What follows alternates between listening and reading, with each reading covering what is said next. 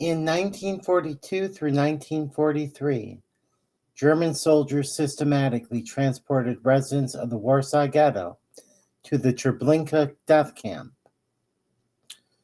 Jews within the ghetto began to organize, and on April 19th, 1943, they initiated the 27-day Warsaw Ghetto Uprising. Under the direction of 24-year-old Mordecai Anielewicz, 700 young Jewish fighters held 2,000 soldiers and police at bay, interrupting the efficient mass extermination of Jewish residents. These Jewish fighters engaged in violence, political violence, to protect their lives, those of their families, and of those of their neighbors. In self-defense, they stood up in what most consider a laudable act of bravery and the depths of their humanity on display. Political violence is different than any other type of violence. Political violence is never acceptable. Political violence, in fact, is political cowardice. It means that you cannot convince people of the correctness of your ideas, and you have to impose them through force. Political violence has become all too common in American society, and this is not who we are. We must never allow political violence to take root in America. Political violence is the enemy of democracy, and we have an obligation on all sides to fight it at every turn. We must condemn it whenever it arises, wherever it arises. Political violence, regardless of ideology, is not the answer and must be condemned.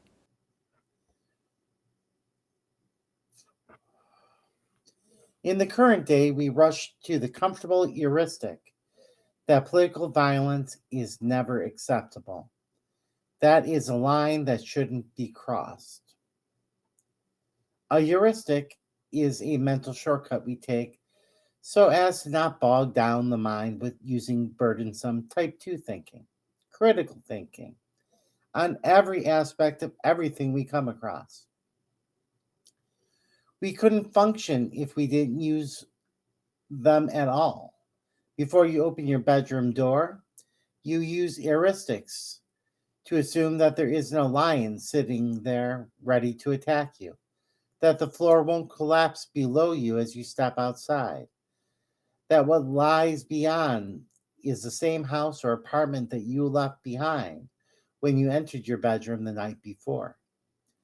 The heuristic that political violence is never acceptable has had an important effect in allowing us to live relatively civilly for 150 years since the Civil War and provided stability as we address disagreements through our political system. However, it is obviously incorrect. Political violence is sometimes acceptable. Sometimes a lack of political violence is unacceptable. To illustrate this, I gave you one of the most uncontroversial examples of political violence not only to be acceptable, but laudable. I think that literally only a Nazi or a true philosophical pacifist would disagree. That doesn't mean that political violence is always acceptable, but it means the question is not whether or not political violence is ever acceptable. The answer to that is yes, it can be acceptable. The real question is when is political violence acceptable? I'm Veronica Tash, and I invite you to think critically with me about political violence. Leave your heuristics behind and let's think about the uncomfortable. Let's pull out that type 2 thinking for a bit so that we can come to a better understanding of the world around us. Oh, and this is content that the algorithm is going to hate. So if you find it helpful, please help out by sharing the link across social media sites with friends and family, because it cannot grow organically. We're dealing with the taboo. Your help is needed. I do want to stress that we are discussing hypothetical and past political violence. Nowhere herein is anyone calling for political violence. Political violence has been described in many ways by many different scholars. It's important to note that how a scholar defines a central term is generally tied to the types of questions they want to ask about it and how it relates to the theoretical frameworks to which they relate. A great example of this is racism. In the study of critical theory, which looks at how superficially neutral laws affect different people in different ways, racism has been redefined to require systemic power. In a white supremacist society, there cannot be racism against white people because no racism against white people would hold systemic power. Hell, individuals cannot be racist because they are not systems, and critical theory is only interested in the studying of legal systems. Is that all that racism is? No, of course not. However, it is exactly what you want when you're trying to explain or develop critical theory. So, the UN defines political violence as violence that is denounced, condemned, or prohibited by the laws of states or the laws between states. This means the use of force and violence by people or agents of the state against people or things in order to achieve political goals. Other scholars limit them to guerrilla warfare, insurgency, terrorism, rebellion, revolution, rioting, and civil war. Yet others would say it's any violence motivated towards a political goal. As a political theorist trained on the theories of Hobbes, did I say Locke's? Hobbes, Locke, Rousseau, and Plato. I like the last one because it really gets to the essence of political violence. Even without a state existing, one can imagine there being political violence. Politics, of course, is about the management and regulation of society, not just elections. It isn't biased toward the state, as the UN's definition is. The state, too, can engage in political violence. Under the UN's definition, the shipping of Jews to death camps would not be political violence, but the Warsaw Ghetto Uprising would have constituted political violence. So let's go with that. Feel free to tell me why I'm wrong in the comments below. What sorts of things would be considered political violence? Assassinations, riots, suppression of riots, uprisings, wars between countries, terrorism, prisons and prisoner management, genocide, immigration enforcement, the death penalty, vigilantes, gangs of people attacking political opponents. This is by no means an exhaustive list, but we can see a lot of variation. So, how do we know which of these are acceptable political violence and which are not? In my estimation, much of it is not found in categorization. We'd be hard pressed to come up with an example that would justify genocide. Perhaps if zombies were real, it would be justified to kill all zombies as they are a threat to all humans. But in the real world, there is no moral justification for genocide. Was the United States morally justified in entering World War II? I think so. Was it morally justified in its 2003 invasion of Iraq? As much as I despise fascists like the Ba'ath Party, I'd say no. At least not in how the United States handled occupation. Would Donald Trump invading Greenland, Canada, or Mexico be morally justified? No. But what are the factors that decide these things? One possible answer, though not one I'm fond of, is the bias we are already seeing in the definitions and other oft stated facts. The state holds a monopoly on the legitimate use of force or violence. To some, might makes right, and so they excuse whatever the state does as legitimate use of political violence. On one key, one key issue, a bedrock legal principle, is the right to self defense. Murder is the unlawful killing of someone else, but killing someone who is trying to kill you is generally seen as legal and not murder. Courts have ruled that district courts, not the Supreme Court, Black people have the right to evade police because they have a rightful reason to fear for their lives. Their fleeing is in self-defense. If we were to ask Thomas Hobbes what defines whether or not a government was legitimate, his answer would be yes. Certainly more legitimate than trying to unseat the sovereign and promoting civil war. He was against any limitation on sovereign power.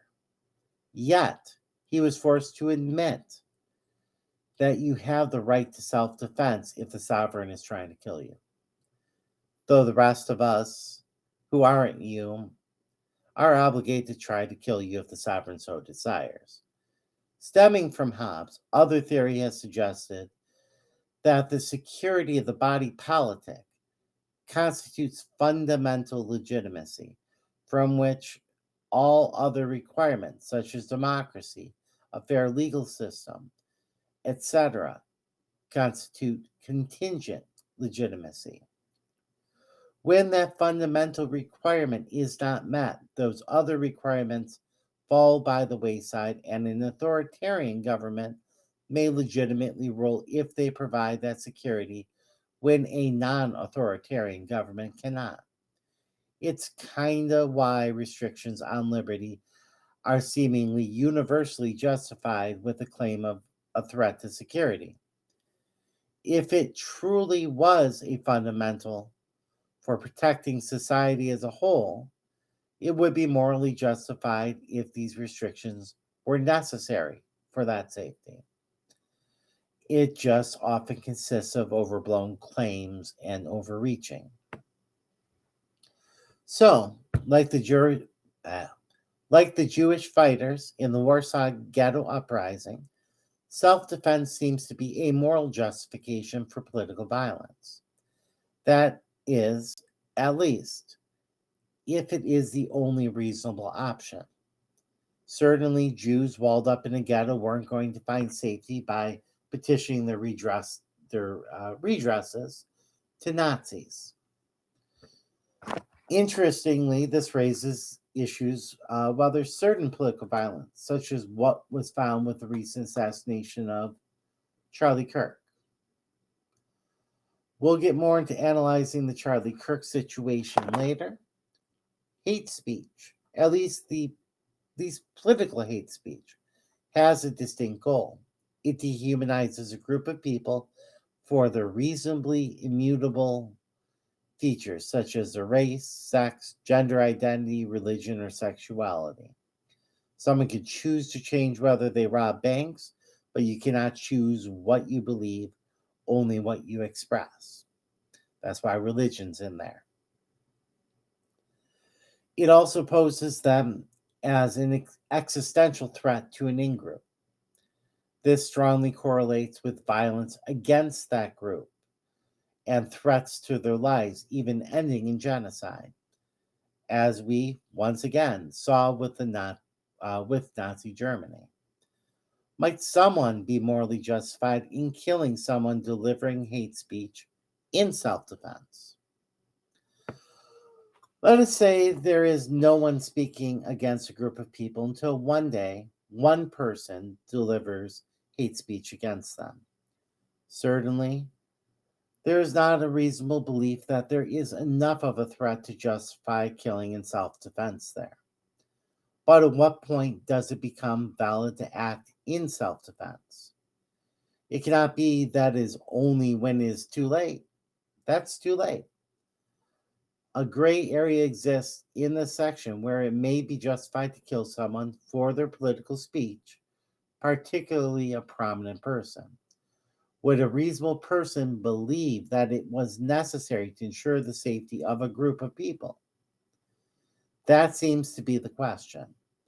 It may be a great reason for governments to outlaw hate speech because it raises this uncomfortable issue for which they aren't going to want to find an answer. It may be seen as legitimate as it protects that fundamental requirement of safety for the targeted group.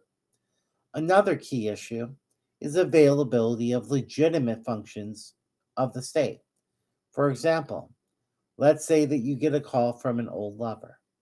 They say they just landed and they're on their way to kill you. It's a bit simplistic, but something that's best to illustrate the example.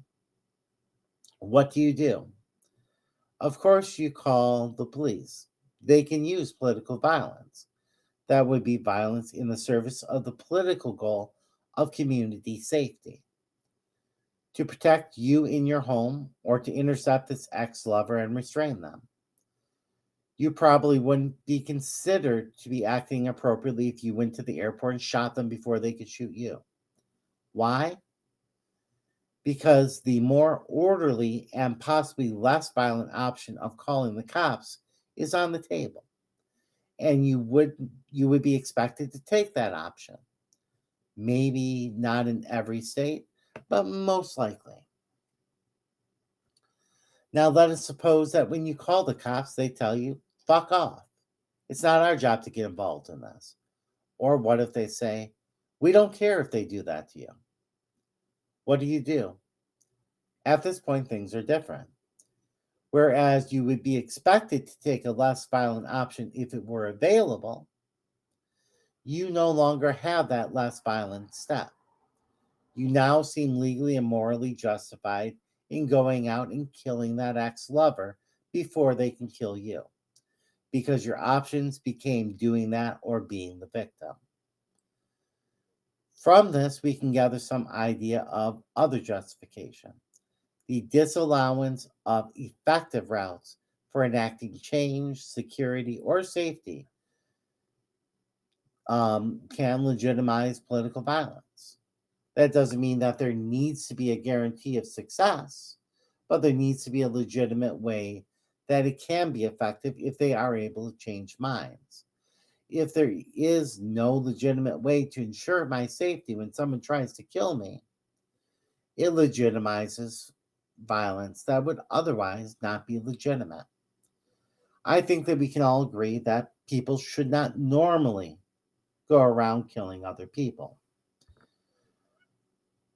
So now let us consider the case of healthcare.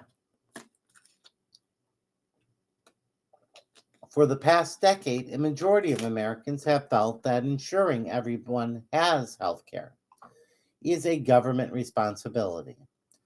It was below 50% between 2009 and 2015, mostly a reaction to the inadequacy of the Affordable Care Act. But it was consistently higher than even now going back to 2000 when Gallup began looking at it. The Kaiser Family Foundation has found steady majority support for Medicare for All, specifically in the period between June 2017 and October 2020, 82% in the case of Democrats. This is right before Joe Biden gets elected. The American public and doctors both overwhelmingly believe the health insurance companies are predatory and both delay and deny necessary treatments regularly, even after the passage of the Affordable Care Act. So, of course, the Democratic Party, overwhelmingly endorses going further with healthcare reform and supporting Medicare for all as a winner. Oh, wait.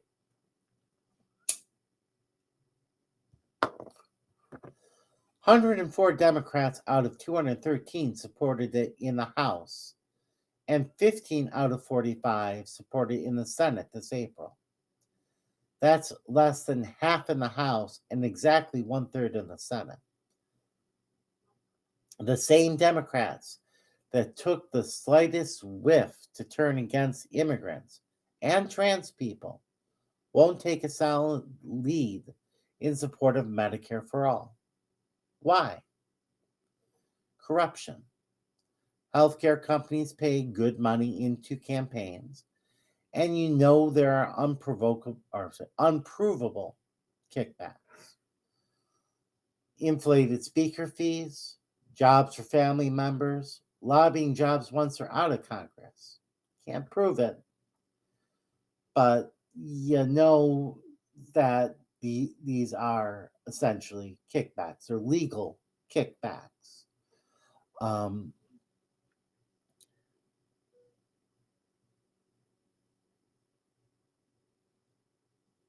We also have a first past the post system, which creates a two-party system where consistently, even when a party's base hates the party, they will continue to vote for them instead of another party, and big money keeps primary challengers at bay most of the time. There are people out there who can say that an insurance company killed a loved one, or maybe at a highly elevated chance of death after being denied themselves. What legitimate route do they have to ensure their safety? If a party which has 82% support for a policy and 2/3 of their elected officials are opposed to that same policy, can convincing others around them make an actual difference? Can they compete with big money in winning over these representatives? It would seem not.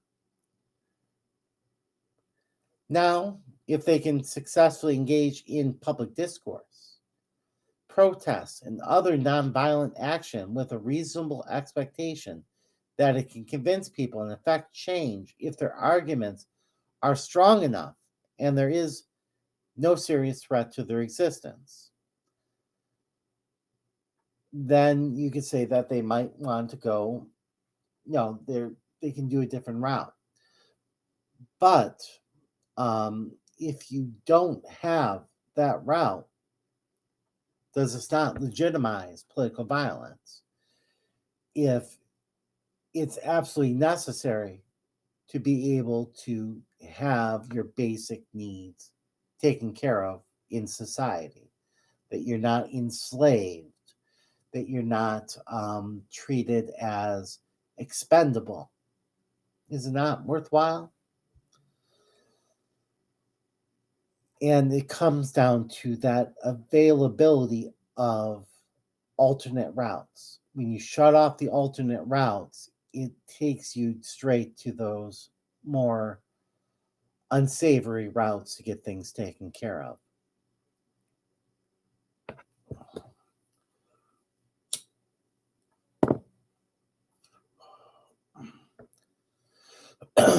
In that way, a closed political system necessarily legitimizes or legitimates violence by those whose needs are not cared for by the system.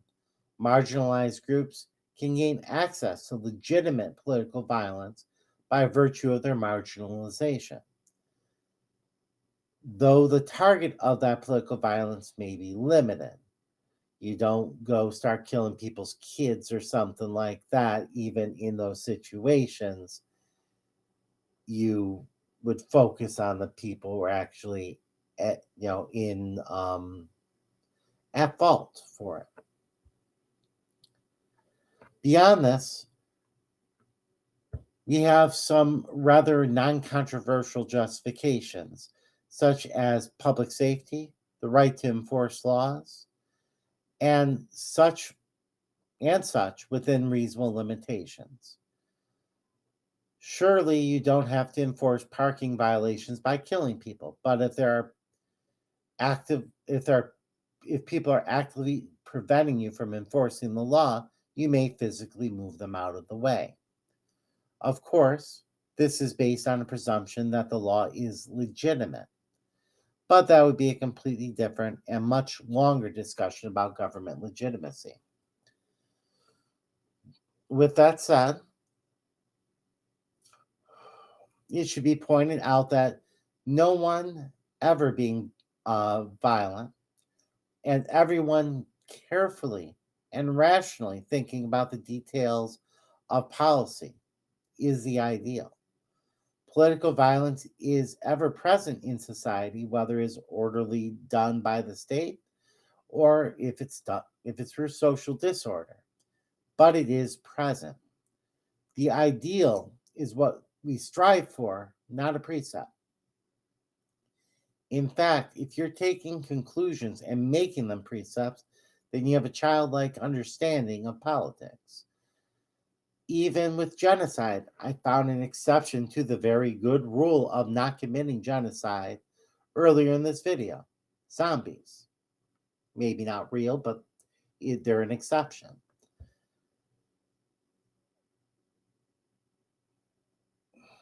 Now I lost my place again, so you're going to have to give me a moment. You need to know where these ideals come from argumentatively in order to be able to spot when exceptions ought to apply. It should be noted that we are not perfectly rational beings. We use heuristics, such as that political violence is never the answer. We use heuristics such as that political violence is never the answer all the time. We are swayed by hearing things being repeated. We can be manipulated by seeing selective material to cement an idea in our mind, and then we are less moved by better counter arguments.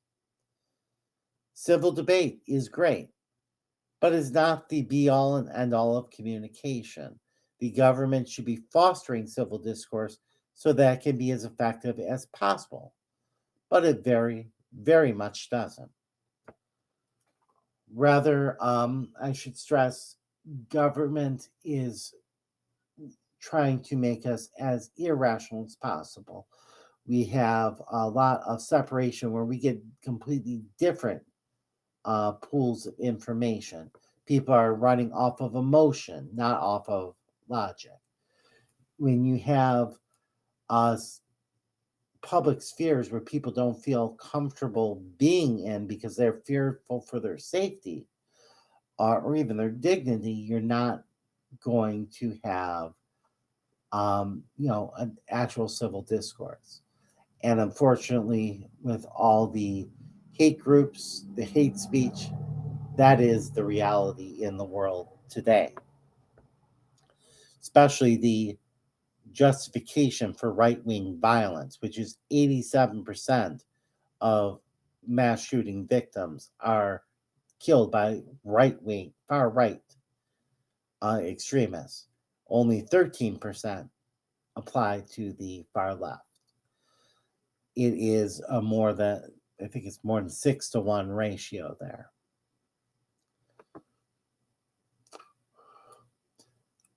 You should never harm a child is a good general rule, but if you have to grab them to keep them from walking into traffic and it does hurt them some to yank them back, that's justified.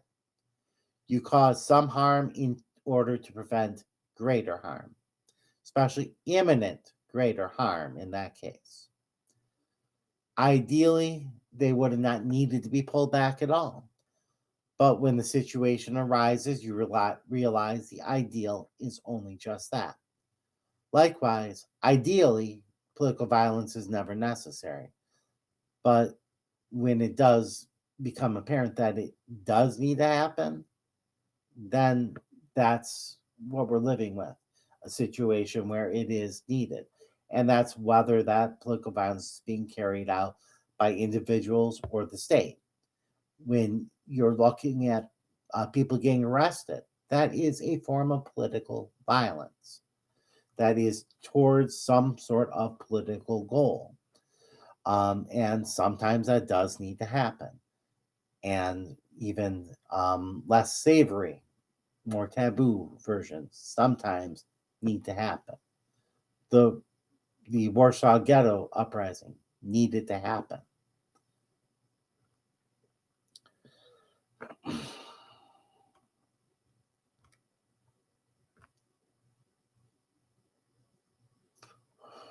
At no point is mere disagreement a justified reason for political violence. But there are reasons to be opposed to speech that rise above mere disagreement. The subject isn't whether or not one type of music is better than another, nor whether the Game of Thrones ending was great or horrible. Politics is about how society functions and is managed through power dynamics. It has very real consequences. It can be life or death. Most political disagreement does not justify any sort of political violence. What the tax rate on people making over $1 million annually, or what tariffs should exist, have real world implications, but they don't rise to the level justifying political violence normally. Once again, you can imagine outrageous situations where it might, and sad to say, we're living in a world where you could even, I'm not going to say we're not going to see that within the next couple years, but normally that's not an issue where you're going to see any justification for any political violence.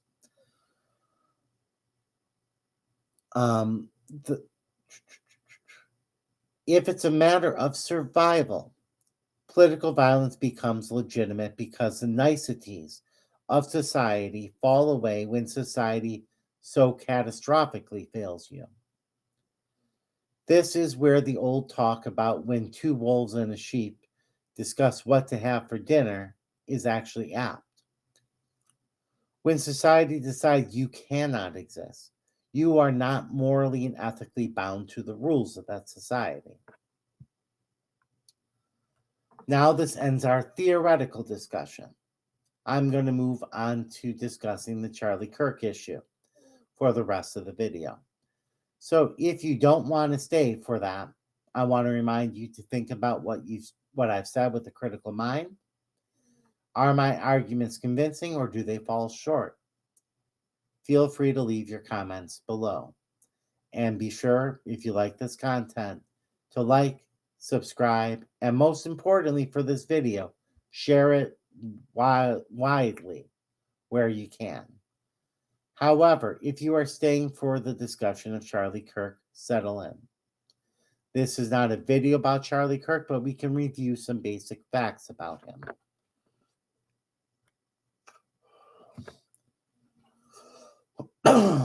Charlie Kirk was a college dropout after a single semester, and he spun into a career as he became the face of a Koch brother-funded AstroTurf organization, Turning Point USA. He took on the persona of someone looking for free inquiry and debate, as American society valued that. He went around on college campuses, would go in prepared and debate unsuspecting college undergrads and tape it. Then he would edit it so that he only aired those segments where he managed to look better than a college undergrad with no preparation. This is a form of manipulation where you consolidate an idea. You seem to be the person who is right, and no one has an answer for it. And when the viewers see it enough, they solidify your beliefs into their own system. Later on, when they get the arguments or information that debunk those beliefs, they are harder to remove. We build in and entrench our beliefs. We very much protect our worldview. There's a lot of effort we went into making it. So it's extremely dishonest when you go about and do things like Charlie Kirk is.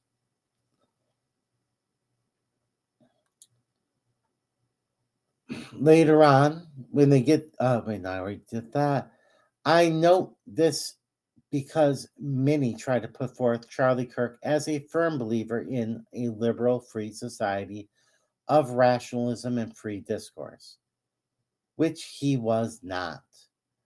That was his costume.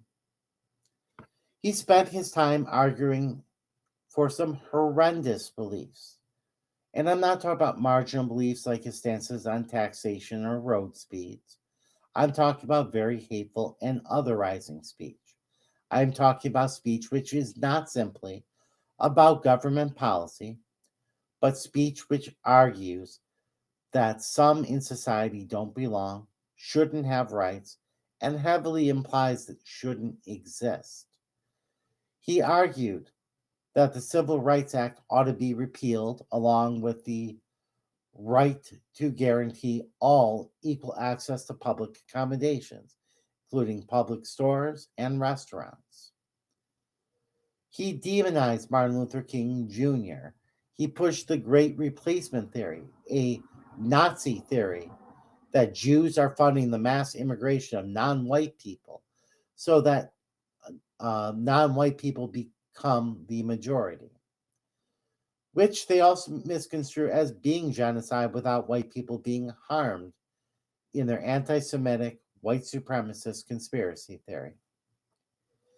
He demonized racial minorities, fear mongering about roving bands of black people seeking to bypass time, attacking white people, a practice he claimed was on the rise.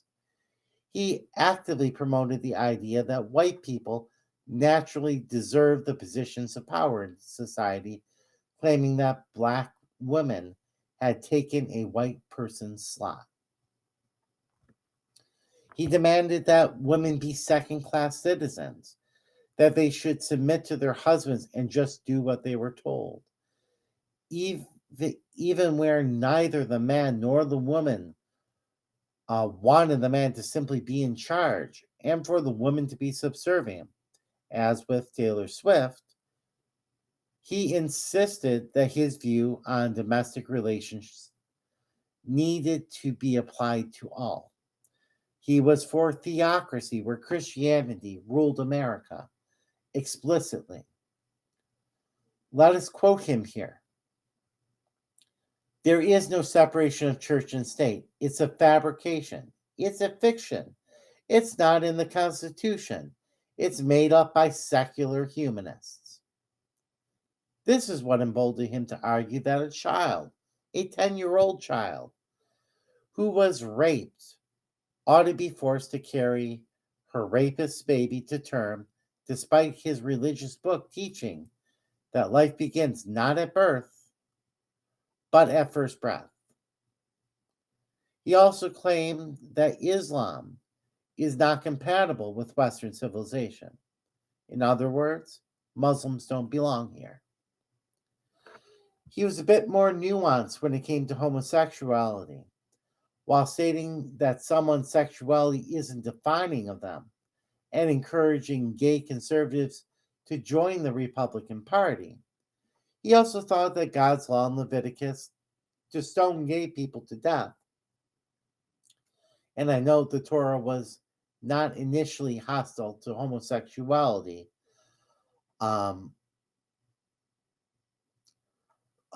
Originally, it only banned specific relationships, such as father and son, shouldn't be laying together.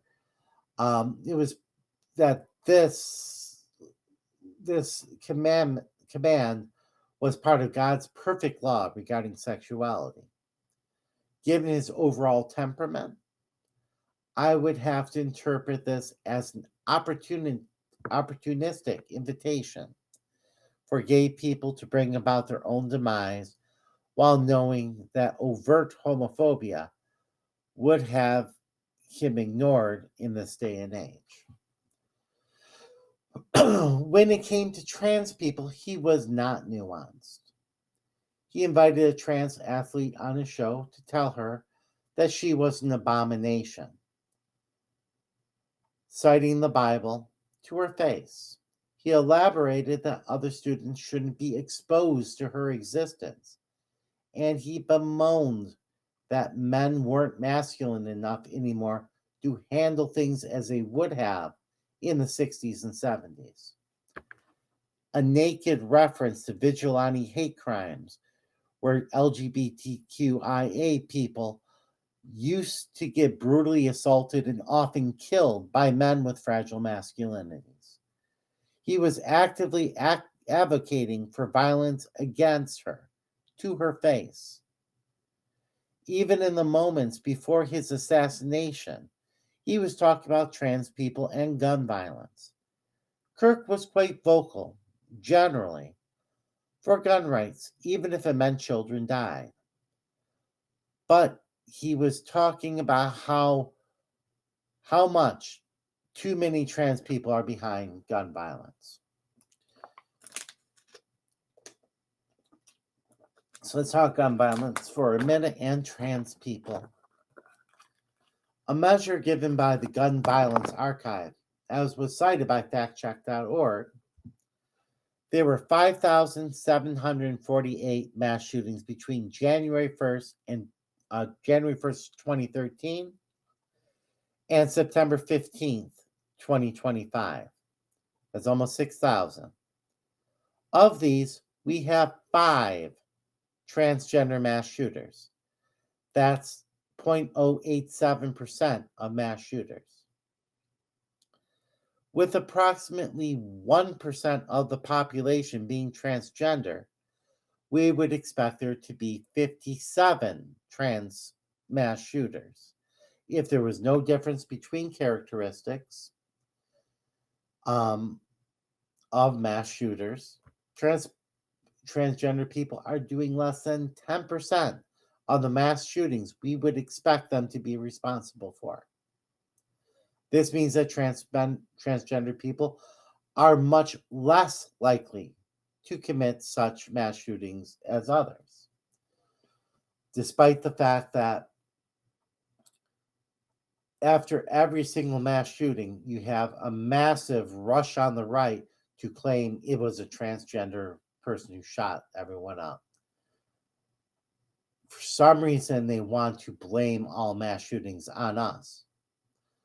But 97.5% of mass shooters are cisgender men. The only group that you can statistically justify removing their gun rights, that's if you're going to do it based on statistics. However, this is him backing up the idea that Pam Bondi admitted was being pushed around the Justice Department, of stripping transgender people specifically of their gun rights following one shooter who was trans, but was convinced by the neo-Nazis she was radicalized by that she wasn't. She would just be thrilled to wake up one day in a female body, is her interpretation of it. The actual cause of the violence would be the neo-Nazi far-right indoctrination, not her being trans. What is particularly egregious about that, as transgender people are wildly underrepresented in mass shootings, that this potential move has a particular parallel in history. Where this has been notably done before is Nazi Germany. Hitler greatly increased gun rights overall, but he stripped gun rights and any dangerous weapon, such as swords or knives, the right to carry them, from Jews. This was for the purpose of making it impossible for them to resist any incursion. And eventually, 6 million Jews were systematically murdered. The gun rights probably didn't make much of a difference in that, making up approximately half of the 13 million victims of the Holocaust. Trans people, then lumped in with homosexuals, were included in those victims. The inquiry at the DOJ was, to anyone with a passing familiarity of the history of the Holocaust, a declaration of an intention to exterminate trans people. Charlie Kirk was actively working towards mass murder at the moment he was shot. 5 minutes later, another cis male, far right neo Nazi shot up a school in Colorado. But he's going to go attack trans people, trying to work towards that removal of gun rights because he was working towards fucking mass murder. And people are saying, oh, we need to cry for Charlie. I was working an article critique that night. My sister texted me that Charlie Kirk had died, and my reaction was thinking to myself, well, that's nice. I assumed he died of a heart attack or an accident, forgetting he was a decade younger than myself, rather than a decade older. The next day, I realized he was shot. I felt no sorrow for Charlie Kirk. Neither did I do anything to contribute to his death. Charlie Kirk was my enemy. And by that, I don't mean I disagreed with him. I mean that he was actively plotting for my demise, despite not knowing I specifically existed. Did you mourn the death of Osama bin Laden? I was only pissed it happened on May Day. But I didn't mourn his death, did you? If not, why? Is it because he was plotting the deaths of people like you, but with less totality than with which Charlie Kirk was plotting my death? Then maybe you can understand. You don't always feel sorry for somebody who gets killed.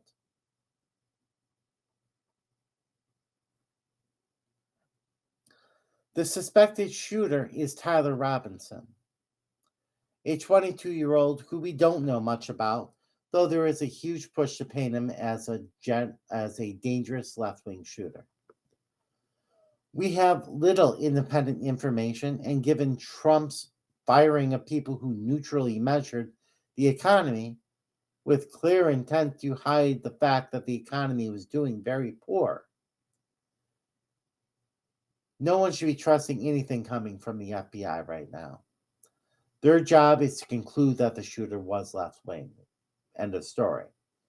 And as best we can tell, across the government, that's generally what's going on. People are just falling in line.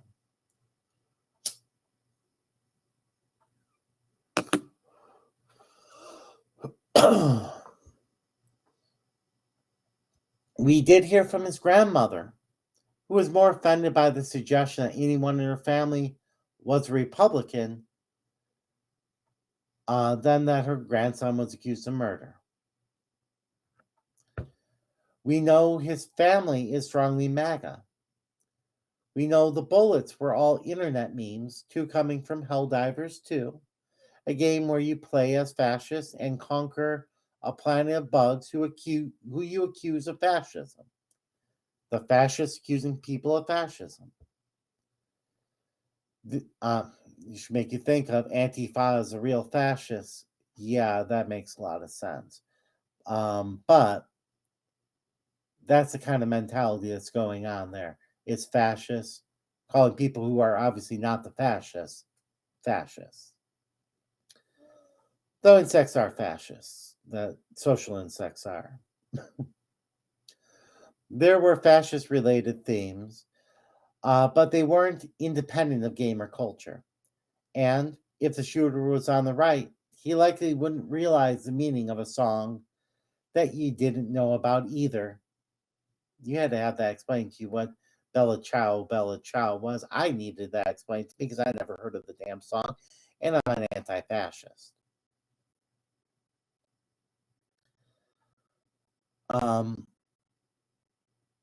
And they often mistakenly think that fascism is on the left, especially if they are fascists.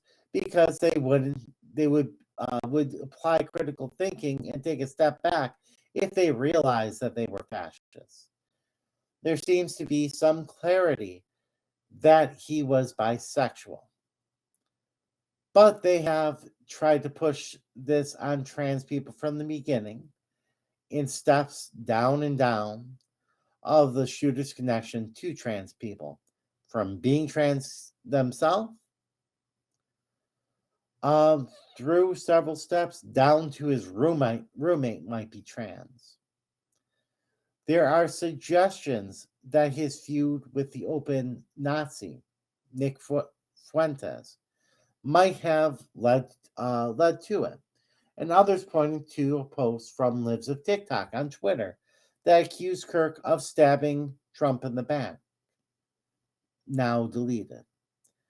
We saw him dressing in seemingly pro-Trump Halloween costumes, but a picture of him wearing Trump campaign gear, something I felt for myself, turned out to be faked. His friends are reported to have said that he wasn't very political at all, holding some right-wing views and some left-wing views. So perhaps he was a radical centrist. Damn centrist radicalizing everybody.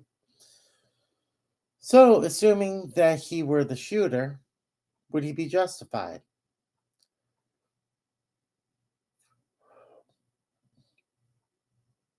We don't know, because we don't know his actual motive.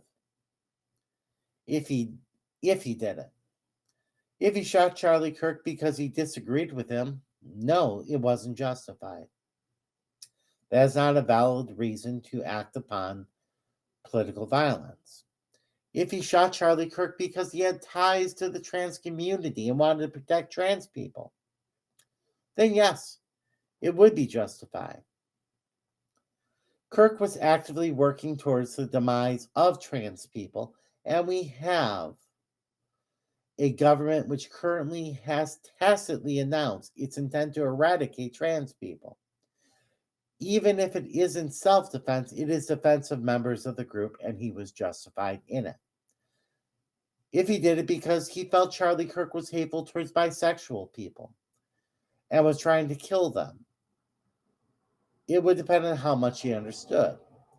The mere act of hate speech isn't enough to justify killing. But if he were convinced that after trans people that the LGBT part of the community was next, it would be self-defense in that case.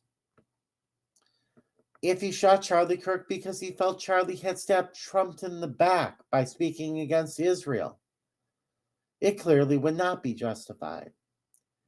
If he wasn't the shooter at all, then I suppose we can all say he was justified in not shooting Charlie Kirk. Regardless of this, Charlie Kirk was the type of person that deserved his death because he was plotting the mass murder of so many others. He was an active threat to millions of Americans. Let's just go and assume 300 million Americans. I don't remember exactly how much it's gone up since it was at that point. That would be 3 million Americans that were affected. 1% of all Americans he was actively trying to kill.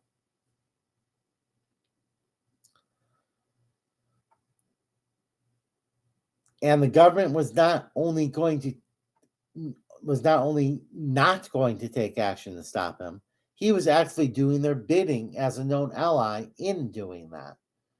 There was an imminent enough threat to justify, given that was the motive of the shooter. No tears shed for Charlie. So, if you stayed for this part, think about the arguments critically and see what you honestly think. Remember, I'm not advocating for any particular violence. We're talking about when it may or may not be justified. The ideal thing is to remove the need, remove the ability for it to be legitimate. Because ideally, we don't want people being shot over political beliefs at all.